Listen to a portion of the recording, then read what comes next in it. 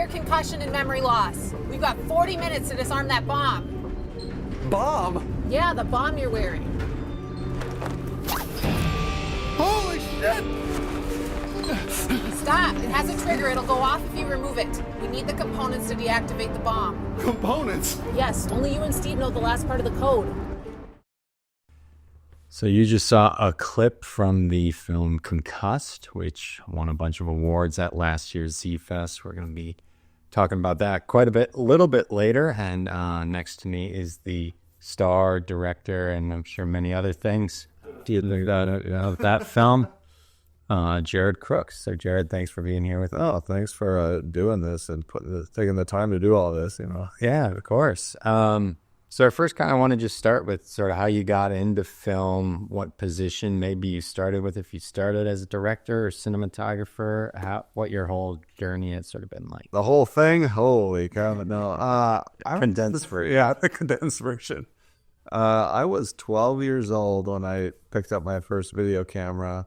I was like, what, 1997? So I thought you were like my age. I'm an old man. So I've been at it for a while. I used to watch, it's probably before your time, but I used to watch this show called Wishbone, and it was about the little dog with the big imagination. At the end of every show, they would show a little bit like how they made that episode, and I was like, that's so fascinating. So I wanted to make some of my own classic literature, which is what Wishbone was. They'd remake classic literature, and so that's how I got started. Was making like the Purloined Letter, some Sherlock Holmes movies. I mean, they're terrible. Yeah. I was just like any 12-year-old you would expect to like make a movie. Right. So it's not bad. Yeah. And it's on VHS, and it was before digital and everything. So, but then I got into Jackie Chan around kind of like the same time. Like, it was like, because Rush Hour was just coming out, and I was seeing Rumble in the Bronx. I'm like, I want to be Jackie Chan. Yeah. So I started making my own little kung fu movies when I was like 12, 13 years old.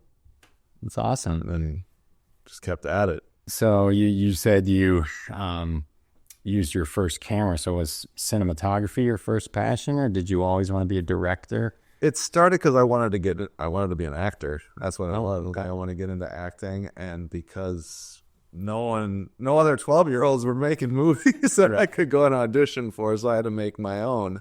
And so then it slowly evolved into like understanding directing and cinematography and editing, and just all throughout high school I would go to our local public access and just make my movies in high school with my buddies. Nice. So that's how it turned out. Yeah.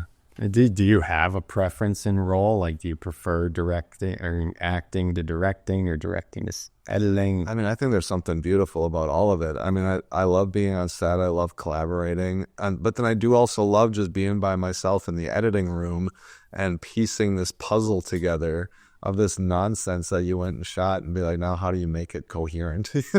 So, there's something beautiful about every aspect, for sure. Yeah. So what year did you sort of stop making the stuff that nobody can watch because you're embarrassed by? And when you actually started making like the professional, really good stuff that you were proud to show and put out into festivals and things like that? Well, I would even say my senior year in high school, I did this movie called Dead End, which was like a kung fu ghost. If you want to, like, the movie Ghost with Patrick Swayze, we kind of made our kung fu version of that. That was like truly the beginning of like, it's starting to look professional. Now it's like, there's still like moments that look amateur, but then there's these other scenes where you're just like, wow. And then I graduated, and I was doing features. 2006, I had a film premiere in a theater, my local theater, and then Which one was that? it was called Deal With It. It was about this guy who had to babysit some kids, and then they get kidnapped. Nice. Yeah, so we did that, and then I did this movie called Thieves Like Us in 2009. Had a premiere for that. That one was like the first one. I was like, okay, now I want to submit to a film festival. It didn't get in, but it was like the first one that was on Amazon before Amazon was Amazon, like what it is now. And then did a lot of short films. Like, yeah, so my next question was going to be, so how many films would you say between making your first sort of professional one that you really wanted to put out there and Concussed, how many have you made? I was just the number 20 plus. Yeah, a lot of short films. And that was because when I was 16, I was already like doing features in high school, but there was this agent that I knew in California, and he was giving me advice and telling me what books to read and things like that. And he watched this feature that I did, and he's like, look, you need to start doing some short films. Because that's all I was doing was just long movies. And he's like, you need to do a short film that's quick, coherent, and to the point. And but when you do that, you're going to learn how to tell a feature much more efficiently. And he's right, because you're just all over the place doing these features. You're just like, oh, now I'm going to add in some dumb little storyline here that means absolutely nothing to what's been happening. And I do think that's like something a lot of amateurs and first-time filmmakers do. They're like trying to fill in time. Right. Instead of like telling a coherent story, just like, well, we need to learn something about this character that doesn't matter. Or they're dropping information way too late, way too early. And so, yeah, a short film is a great way to be like, we got to tell a 7-minute movie as quickly and as like and efficiently as possible without people being bored. Yeah. Was that like stressful for you to be like, oh, now I'm having to I've been making all this long form stuff, and now I got to figure out a way to tell a story in 7 to 10 minutes? I think at first, I don't know if stressful was... It was different. It was like, because I felt like, well, that's not enough time, when truly it is plenty of time if you do it correctly. I mean, I've sat through a number of 48-hour film projects where I'm just like, I didn't know 7 minutes could feel so long. So, but you always have to start somewhere. So it's not like I'm saying like, wow, those people shouldn't be filmmakers. It's just like you have to start and you got to figure it out. And it's almost stepping away from it for a while too. You make your film, you feel proud, you spend all this time on it, and you want to show it. You're like, yeah, this is awesome. And then you step away from a year, do some other stuff, go back, and you're like, I cannot believe I showed this to people. Yeah. Just the growth that you go through. Right. I know the feeling. Yeah. So that's really cool. So moving into now the film that we showed a clip from, Concussed. I don't even remember off the top of my head all of the awards that it won. Maybe you could go into that, but I know obviously best film. I think you took best cinematography, best directing even. Maybe? Directing was Vanessa. Oh, Vanessa, right. Her film, yeah, but was nominated. No. And then best, if I can try to remember, I think it was best acting, editing, cinematography, film. something, I don't know. Yeah, from the smattering of others. Yeah. Yeah. So, had you done Z-Fest before and had as much success with the earlier project, or was this the first time that sort of won it? That was the first time. I was like, I wanted to I had done the 48 a number of times. Yeah.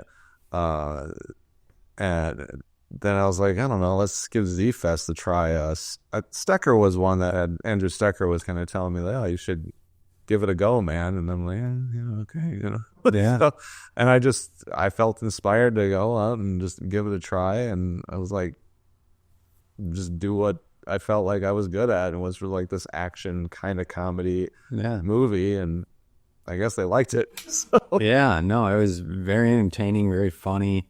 Obviously, you know how to direct action, which is really impressive. That's something I could do. So yeah, it was an excellent film. I really enjoyed it a lot. So you said that was your first Z-Fest film ever? That was. Wow. Yeah. That's awesome. Congrats. Yeah, that was it was a little overwhelming, I would say. It's like, because I knew some of the people there, but like to kind of go in and especially for people that have been doing Z-Fest for a long time, where it's like the goal is to like, you want to win, you want to get some awards, and to go in and kind of just, in a way just like sweep it, and then you kind of feel like these people are like, just a little bit, because you want to, it's competitive. It's competitive, yeah, and there's egos and everything, because you put a lot into these. Everybody puts a lot into their films, and it's not about it that it hurts, but it's just like, what do you got to do to get to that next level sometimes, and it just goes back to just trial and error and finding your way of doing it. Right. So don't take this question the wrong way. Because I mean it paused like as a point of interest. Why do you think Concussed won everything? Like, why do you think it was so resonant with the judges and people liked it so much? What was it about that film in particular versus perhaps other ones you've done, but certainly other ones that you saw at the competition? Why do you think it resonated with people? Well, I mean, certainly I think it's a combination of a lot of things, but the competition itself is also something that needs to factor in. It's just like, who are you competing against? What are the other films? I put a lot of emphasis on pacing, the pacing of your story, and of course the way that it's told. I mean, I'll never fully understand why some judges might like a certain thing better than another. Adam Colt, who runs Z-Fest, had told me that they had like 30 judges. Mm-hmm. Yeah. And I'm like, their judging process is fairly elaborate. It's like 30 judges. And so my understanding is that it's like they want to have certain judges for certain things. So you can't, some guy who has no understanding of cinematography to sit there and judge cinematography when he doesn't know what he's looking for, that's, I guess it makes sense. You'd have a judge for like certain things, somebody to judge a script, someone to judge some acting. I just go out and I just try to make the most entertaining film. I like to make a film that I would like to go see. Mm-hmm. But why it resonated, there's always going to be people that may not like it either. Even if the film wins, you'll have people like, I don't understand. Right. Yeah. You just go and do your best to try to make an entertaining film. And I guess that's it.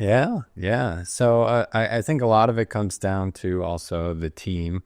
And I know your co-star, who is now also your wife, which is my wife. Thank you. I'm assuming you probably have collaborated with her before, and maybe some others on the team. Talk about working with people again and the trust there. Yeah, I think chemistry certainly factors in. Like if actors are playing well with each other, and I do think a good director.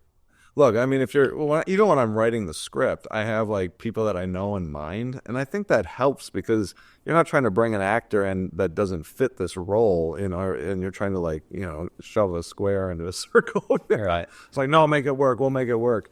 So I think that helps. Where it's just like I've built a relationship with a number of actors and people that I can just bring in and be like, here's what we're doing. And I have full trust in them and they have full trust in me. And I think that's really important because I've been a part of projects where I might be on set and I'm like, I don't know about this. Right. Yeah. And once that starts happening, you might start to not believe as much or put as much in, or you're a little worried.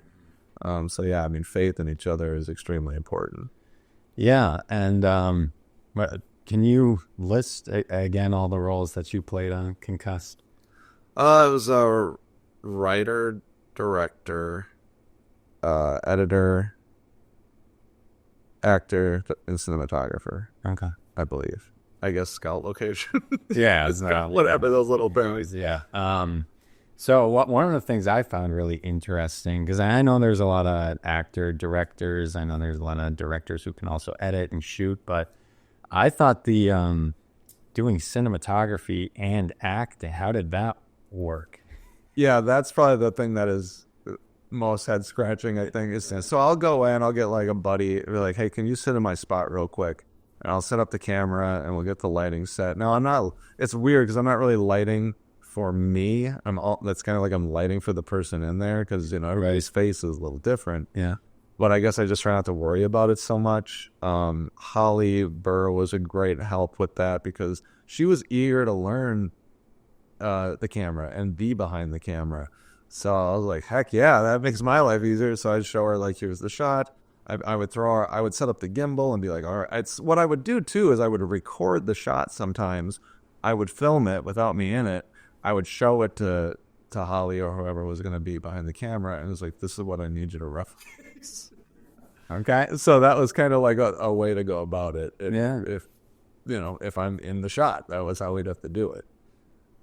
Yeah, nice. I never would have been able to do that. Yeah. Be in front of the camera and behind the camera. And obviously it takes more time. Right.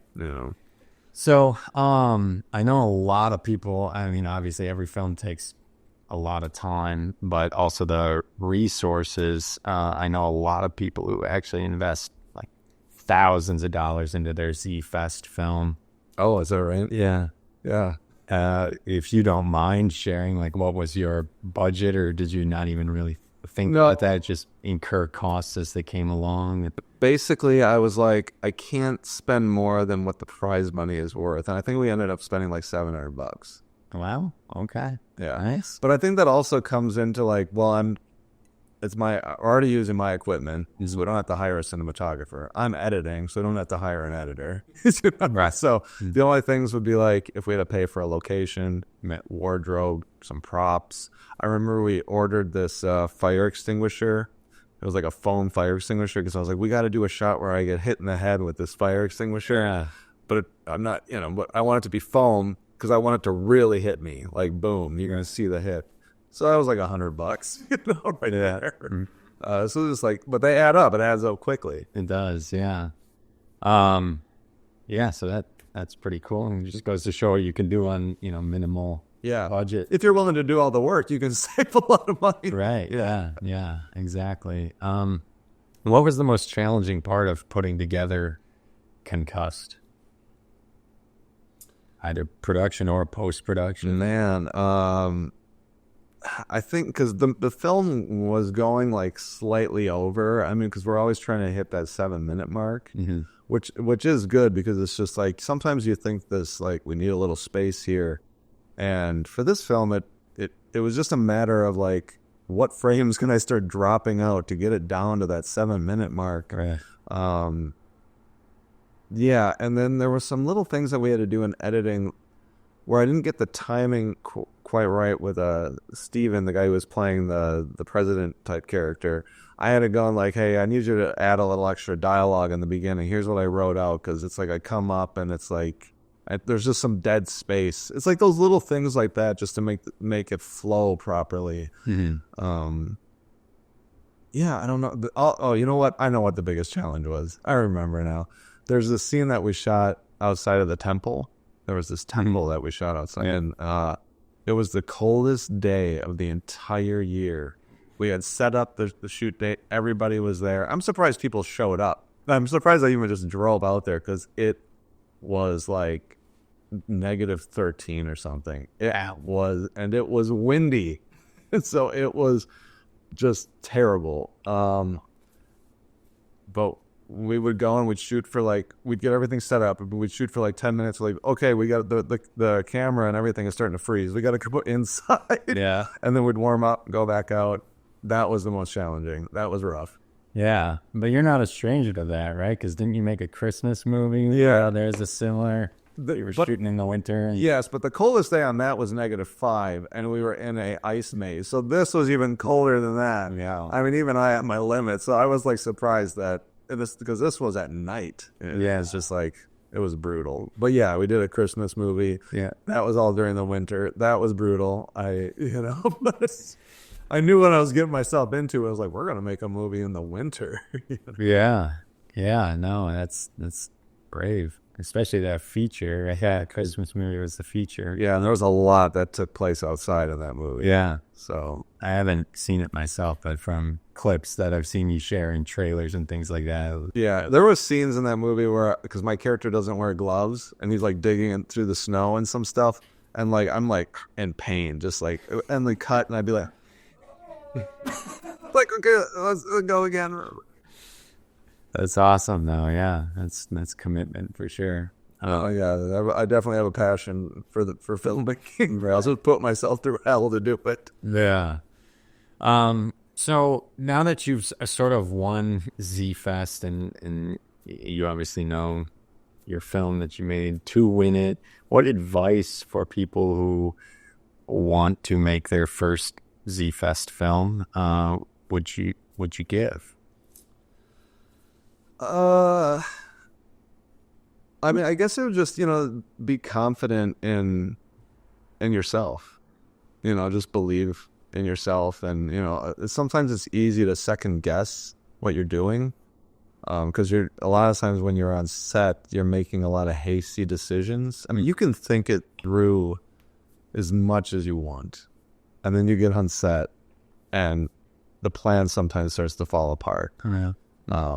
And so just make some decisions, and that they might not be the right decision, but they're a decision, and stick with it. Be confident, because I always say there's always another film. Mm-hmm. There's always if you truly love filmmaking, there's always another one that you're gonna make. So just learn from it. Just constantly be open to. I would say be open to failing, but fail better each time. Yeah. Yeah. Yeah. Great advice. So what is your process like when putting together a film? So from the writing to obviously post-production, how do you approach? Because Concussion is such a fun, creative, cool idea. What was the process of coming up with that idea, and just generally sort of your writing development process for these ideas? I think I kind of wanted, I wanted to do like something that had some action, and to put a guy in a situation that he's just not aware of what the hell's going on. There was a scene in Mission Impossible. Heck me if I don't remember which one it is. Yeah.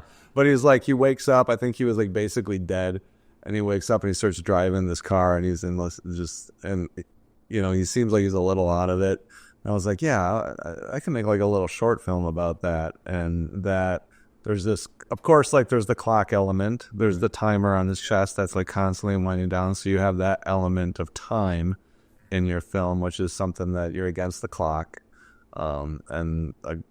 So I just try to think of like elements that keep people interested, that there's always something that they're kind of holding on to in their brain, like, oh man, he's going to run out of time, like those kind of things. I think those are important story elements to work into your script.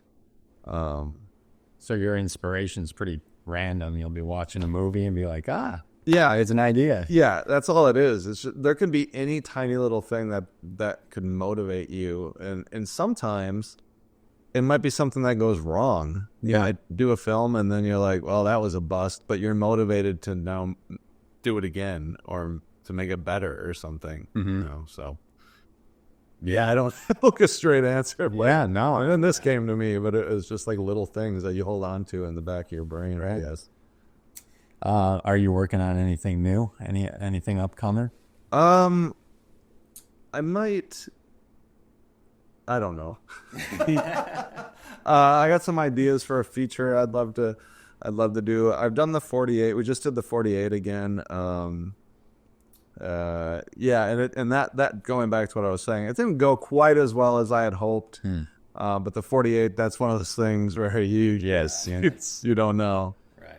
But now I'm slightly inspired because of it, because it didn't go quite as well. So I'm like, I need to do something to like get back on track, Yeah. I was out of town, so I missed the 48. I didn't realize you had made one for that. Yeah, well, we did the horror 48 back in September, and then we actually won that. And then With what film? it was called Static, and it was for the Madison horror 48 down in Wisconsin. Yeah. I don't know if Minneapolis, do they do the horror one? No. I don't think so. Because I know they have like a 50-50 competition. Yeah, I think that's horror, but that's different. Yeah. Yeah. So when we won that, if you win or if you're in the top 3, then you get a chance to do the Yes We Can 48, which is a 48 that you then could possibly move out of the Cannes Film Festival. Uh-huh. But I don't think this one will. But it was still a lot of fun. Yeah. Again, everything is like a learning and growing opportunity. That's how I look at it. Like, well, it didn't turn out quite as well as we thought, but there was a lot here that we learned from. So yeah. Would you do another Z-Fest film? You've already conquered it. I might. Yeah. Yeah, I mean, I don't want to say yes that I hear, yes that, maybe you'll see me, maybe you won't. I don't know. Yeah. Keep it ambiguous. Yeah, sure. Yeah. So I hope you do, because I'd love to see your work there. I have a Z-Fest film this year. Did you film already? Yeah, it's all shot. Okay. We're still editing, so it's in post-production. But Awesome. yeah, it'll be interesting. I definitely don't make the same types of films as you. So, Sure. Yeah, there's like, I'm doing an action film. I can't even like. where to start with that. But I love the different variety of film that you get at Z-Fest, and just seeing like the creativity that everybody brings to the table, and just like, because there's films that I wouldn't be able to do, that other people. It's like, that's just, it's just beautiful what people are able to create. So to that point, was like action something that you really dedicated yourself early on to learning how to film, and especially edit, because a lot of action is a lot of editing. You have to, because obviously, well, maybe you're a method actor and like to get punched in the face and hit in the head. No, I don't want that. There's obviously going to be camera tricks and other things that you employ to have that come across convincing. Is that something like you really decided early on, this is the kind of film I want to make and learn how to make? Well, I thought if you're going into a competition, kind of like going back to like what advice I would give, like the action thing is something that I've done for a long time. So I've not perfected it, but I understand it. And so like, why would I stray from that? Why would I do something I don't normally do? Sure. Till, it's like, no, stick with what you know in a competition. And then like, it's not to say you can't be experimental, but it's like, it just kind of depends what you want. It's like, if you're like, hey, I want to go and do something, I want to do this contest to be experimental. Or it's like, do you want to go in to win? And I think if you want to go in to win, stick with what you know, and like what you're really good at, and just like exceed expectations with that. Right. Yeah. What was the question? That pretty much was the question. Like, you developed a passion for action early on, teaching yourself how to make that. So, so I'm kind of interested, because you've sort of seen every range of the filmmaking process, from doing the just short local competitions to having now distributed a feature, maybe multiple features, and mostly just aware of the Christmas one. Obviously, it's so that's distributed on what, like Tubi or anything like that, Amazon? Yeah. So with The Big Gift, I went through Film Hub. Are you familiar with Film Hub? No. Yeah. So they're like kind of like an online distributing company, and I upload the film to their website, and then from there they go and essentially, license it to companies like Amazon, Tubi, Apple TV. There's like a number of like streaming platforms that it's on that you've never heard of. I'm looking at this and I'm like, what are these streaming platforms? But the big ones and the ones that you want to get on it, Tubi actually is a really good one to get on. I love Tubi. Yeah, I mean, there's a lot of junk on there. Right. That's the beauty of it, though. They're giving a platform for independent filmmakers, good or bad, it doesn't matter. Right. And you can, they pay the best too. I'm too. Yeah. And I think it's because it's free. Yeah. You get that ad revenue. Right. So if you have something that can keep their attention to the end of your film, and it's good enough and it's marketable enough, you could do well on it. Mm-hmm. Yeah, and I think that's kind of the beauty of like The Big Gift. It's a Christmas movie, right? And there's a lot of junk Christmas movies out there. Yeah. So it's like, I can tell you, people are watching it. I know that people are watching it. So it's like, that would be my advice about making a feature, is like, do something that's marketable. Yeah. Like, I mean, if you want to make money, if you want to sell it, kind of thing, making an experimental feature is probably not the best move. But you can do whatever you want. I'm just saying, Right. I would make, when it comes to features, make something that's marketable for sure. Makes sense. So you've seen good returns from Tubi and all of these other places. I'm not going to be a millionaire, but I'm saying Yes, no, definitely. Like I'll be browsing through Tubi and something I've never heard of will come up that I'm just in the mood for this. It sounds like whatever, just something I turn on and enjoy. And it typically, not all the time, but it typically is. Sometimes you get 5 minutes in, like, that's enough. Right. Yeah. Yeah. It's kind of a crapshoot. That kind of makes it fun though. Right. Yeah, it is a gamble. Yeah. And I'm a big Christmas guy. So the Hallmark Christmas movies, even though they're bad, I love watching them. Yours is better than most of those. I've heard that it is. I'm not a very good judge of my own work. Because every time I step back from it, I'm like, it's junk, forget it. Why did I even bother with that thing? But I've heard it's more enjoyable than like a Hallmark movie. It's different. It's definitely a little more different. Yeah, and is there something like somebody's fighting Santa? That's right. The story is about a father who wants credit for his son's gift because he bought it, so he should get credit. But because he asked Santa for it, Santa's name goes on the gift, and he's like, yeah, forget that noise. I'm going to change my name. I'm going to change my name on that gift. And then Santa finds out about it, and he's like, yeah, this ain't happening. That's funny. So then he sends his elf after him, and they fight, and it's just a crazy little Christmas movie. Yeah, no, that's awesome. Yeah, I'm gonna have to figure out where to check that out. Well, it's on Tubi for free. Okay. Yeah, go watch it right after this. Yeah, let's throw it on right now. Yeah. So how many films then have you actually distributed? This was I have this movie called Indie Guys on Amazon, and then a movie called Dispatched on Amazon. I'd stay away from Dispatched, but it's okay. Whatever. Indie Guys is fun. If you're a filmmaker and you just want to see a movie about two guys making a movie with no money, this movie is very meta. It legitimately is showing them we're going to do a Kickstarter, and they try to raise money, but they don't raise any money. So whatever, we're just going to make the movie anyway. And, their girlfriends are like, you spend too much time making the movie. It's kind of thing. So, guys I'm interested in this actress, but I'm dating somebody. It's got every goddamn scenario you can think of. Sure. Yeah.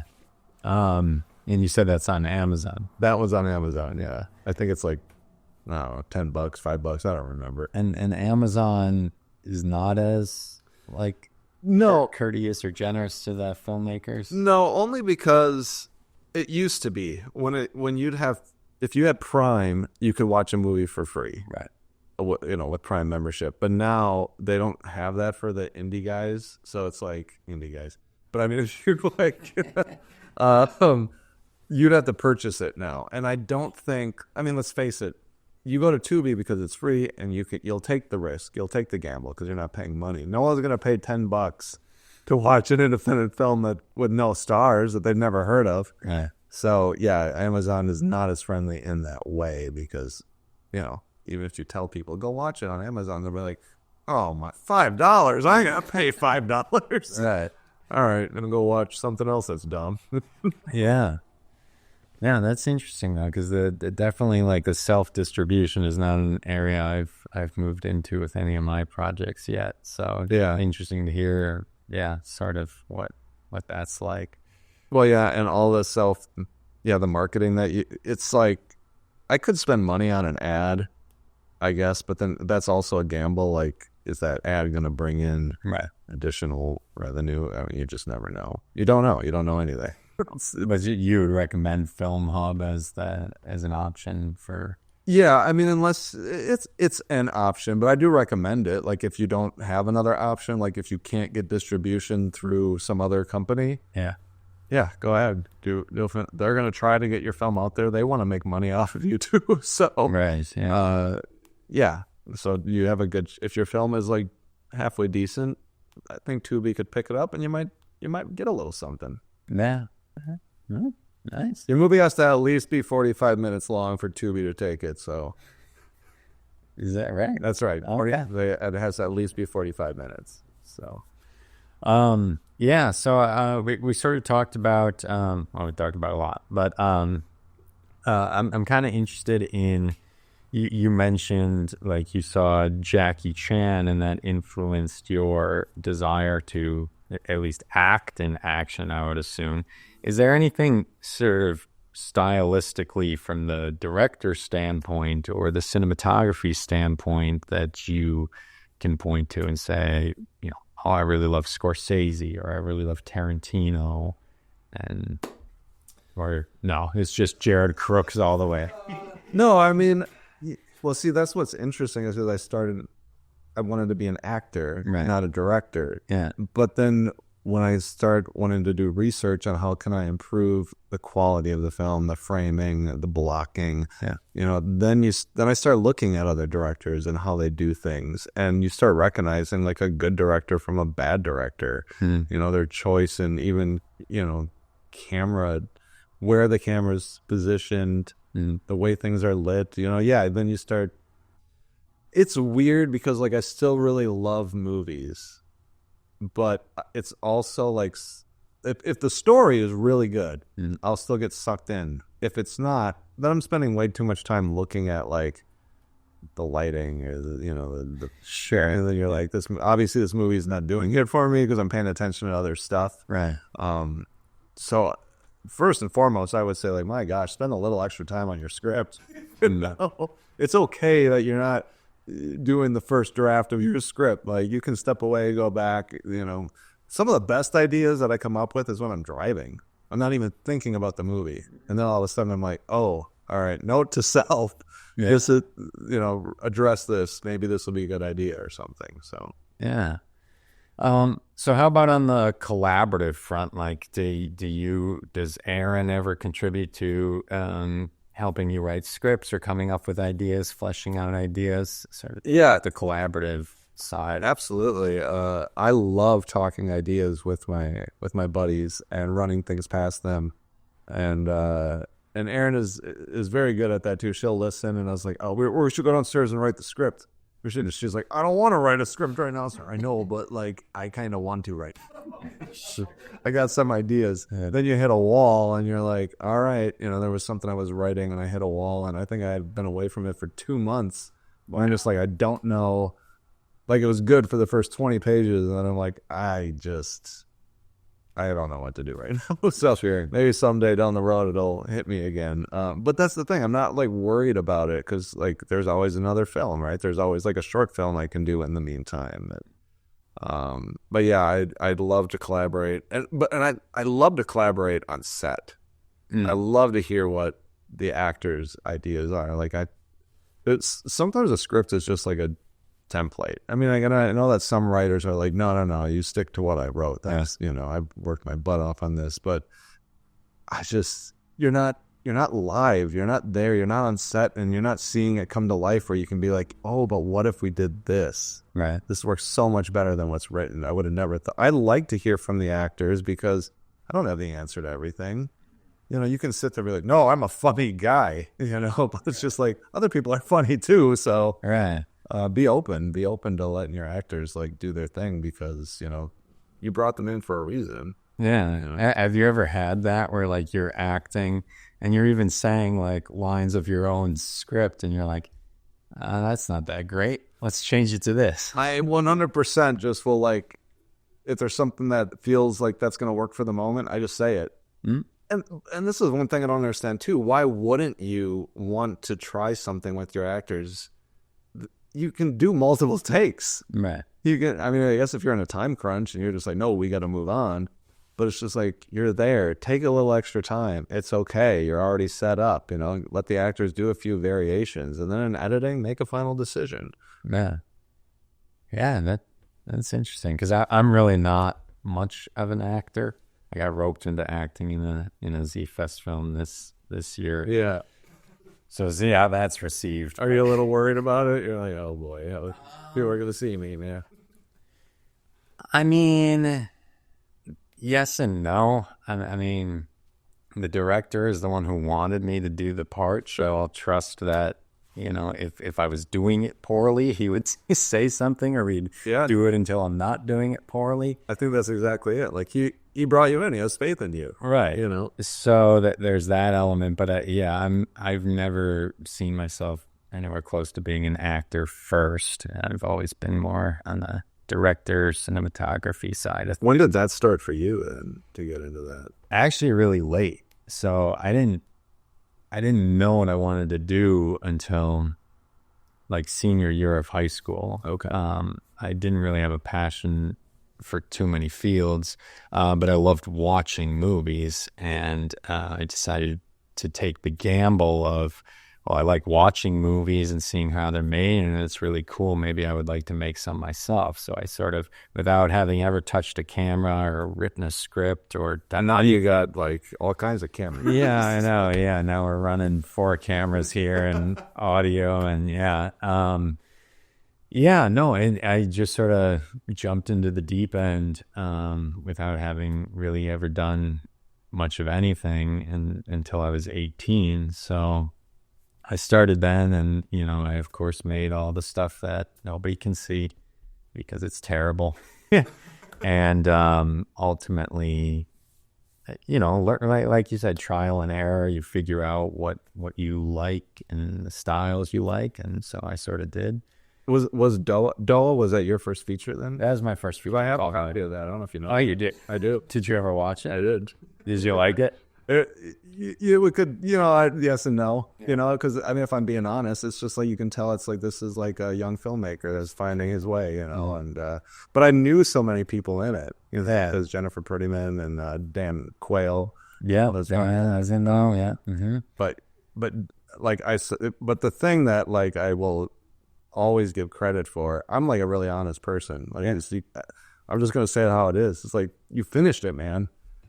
You know, you finished it, because there's so many people that don't finish their stuff. Right. And so, like, congratulations. Like, really, thanks. Yeah, no, I mean, that's one thing I heard from so many actors is like, yeah, I remember acting in this thing and then never heard about it again, never saw it, don't know what happened to it.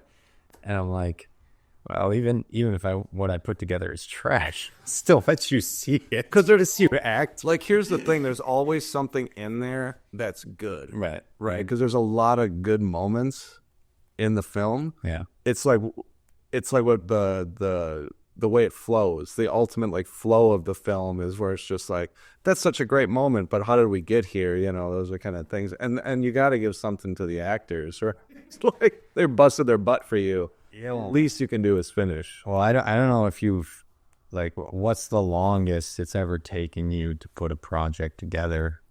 I feel like it's always like 2 years. Wow. Okay. Yeah. That's what it was for me. Also 2-3 years. Especially on this level, you know, I mean, yeah, if we sit there, the big gift was like this thing where we spread out filming, where it's like, okay, when's the next available weekend that you can come out and film? We don't know how you did. Yeah, that's the same thing. Okay. All yeah. So we hit COVID too, which was, you know, that blew up everything. Well, you know what's interesting? We started the big gift when basically during COVID. Oh, really? That's what we did. We were just like, that's because I lost my job. Yeah. So I was like, all right, we're gonna make a movie. So then I was like, you know, just kept working. We filmed a lot outside, which helped. But yeah, that I can understand that would slow things down for you. Yeah, definitely. And I think with Dola, it was just such a ambitious idea for a first feature that I almost we're like an India for you. Yeah, I mean, I definitely don't regret doing it, and there's a lot of things I'm happy with in it. But like the multiple storylines and then the visual effects that needed to be in there, like, they were obviously just things that, like, had I been a little more seasoned, probably would have been, I don't know, compressed better. But yeah, but that's what I mean. I think it's like, it's good because you're invested now, and it's gonna be trial and error. It's like, all right, I'm in it, and whatever mistakes that I make, I'm gonna own them. And I'm going to learn from them. And I think that's beautiful, man. You were like, no, really. I appreciate that. Yeah, no, I made a second feature also, which is still on the festival circuit. Okay. We'll see. Film Hub might be an option for that. There you go. Get it out there. That is hard, though. Like, I'll be honest. Sometimes getting it out there can be a little scary, because now you're like full on like, all right, people feel free to rip into my work. Yeah, no, I've looked at like Letterboxd and IMDb and some of these places where people can, review your film and stuff. They just have at it. Yeah, They don't hold back. yeah. So I know that feeling. Yeah, this new feature or the one that's on the festival circuit really is more of an acquired taste. So I knew going into it that it's not going to be everybody's thing. That's kind of your style, though, right? Yeah, it's just making things that are not people's thing. Yes, my style. And that's okay. Yeah, but I think that's what I got from Doa. I was like, this is not going to be everybody's thing. But like, Yeah, it goes back to what I was saying before. Make the movie that you want to watch on a Friday night. yeah. It's your movie, man. Yeah, I mean, I love it. I'm really happy with it. It actually got me, it's called Water Park in the Winter. It actually got me into a festival I've been trying to get into since really I started my film career. I had it premiere there. Sweet. On the East Coast, which was awesome. Okay. That was really cool. But congratulations. yeah, thanks. But yeah, I mean, I don't know. I'm sort of like you. I'm like, make the film you want to see. So like my new Z-Fest has to have in addition to the Z-Fest warning, has an added warning with time for people to leave the theater before the film. You did it again.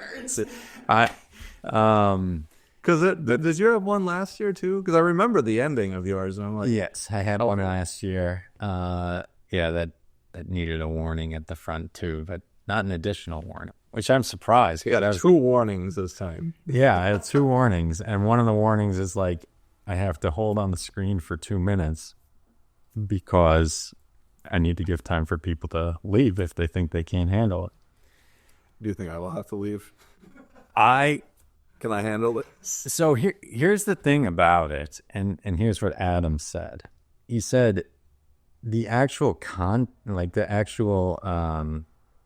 graphic imagery or whatever in a vacuum would be okay. So like if it were done in a horror, like it's not overly bloody or overly gory. It's the context. It's the context of the narrative that pushes it over the edge. Because that was a little similar to last year, like what you were telling, and it's just like, whoa, yeesh. Yeah. Because if you saw that in a horror film, you'd expect it. Yeah. And you're like, yeah, that sounds about right. That seems right. But like with yours, it's like, ugh, it kind of like, it hits you. Yeah. Here. No, that was a heavy one last year. Now you're like, this we're going to go heavier. I honestly did not mean to. And I think it's because, and you can probably relate to this, like when you're putting together the practical effects or makeup for something, it softens it. Like you don't have the same perspective as somebody who was not part of how it was done.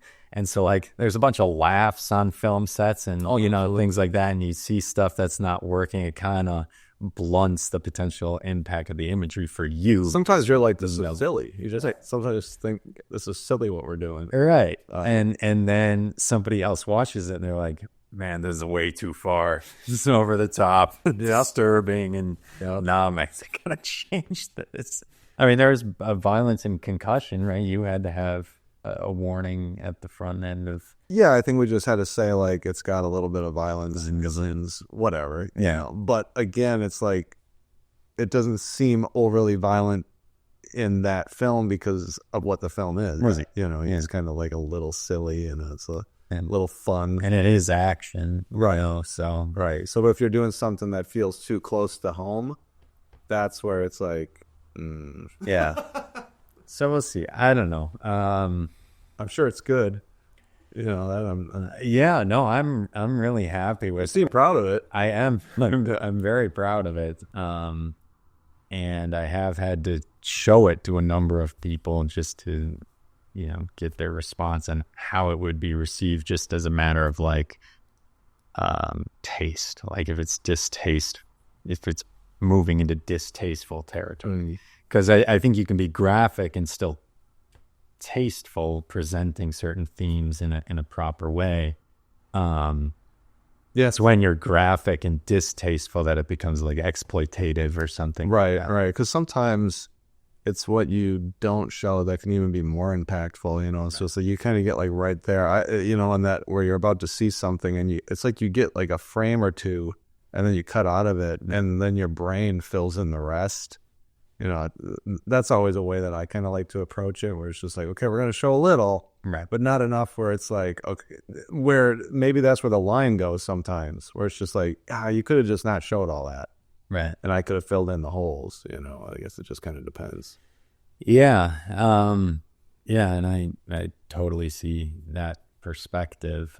But it's like I was saying, in a like the content itself removed from context. I mean, you've seen far more graphic stuff at Z-Fest. You know, what is there? It's the narrative context for what's happening. But For sure. anyway, this isn't about me and my film. This is about you and your film. So, but yeah, no, we're probably coming up to the end here a little bit, and I just, I want to give you an opportunity to. Any last advice to filmmakers that want to make shorts, want to make features, want to do these competitions, what they can take from somebody who's won them all? Yeah, I think, you know, truly, like I said to you, like, you know, it's like you finished, and I think that's like a huge thing, honestly. Like, if it go into something like you're just like, we're gonna do this, we're gonna get all our actors, we're gonna start filming. Please, like, just finish. Like, go into it like knowing that you're going to get this to the finish line, because there's just the majority of the time you're not getting paid. The majority of the time actors are not getting paid. You're not paying crew and people. They want to be a part of something, but they want to have something to show, good or bad. They want to have something that they can be like, I was a part of this, and I can put this on my shelf, and I can always go back to it later and look at it and be like, that I remember that was fun. So please, you know, just give it your all, give it your best, and finish. Yeah, because I mean, there's also so many factors in a film. Like the cinematography could be bad, but you as an actor might have given a performance that you're really happy with. You know what I mean? And if they just decide cinematography sucks, let's just scrap this whole film, then you're out a performance you were really proud of. Right. You know? You might have that weekend that you had a good time, but I mean, come on, let's finish these things. Right. Yeah. Well, great. Thanks for coming on, Joe. I really appreciate it. Congrats on everything in your life, the marriage, and obviously your success with the film. Thank you. Hopefully we can see some upcoming projects from you. Oh, sure. There's something we'll sneak out. Yeah, you'll get some idea while driving, and That's right. bring it back. So yeah, guys, please check out some of Jarrod's work. That's available out there, Tubi and all these other places. And I'm not sure if Concussed is public yet, but certainly when that is, it's an excellent film. Very, very funny, very entertaining. You should absolutely check that out as well.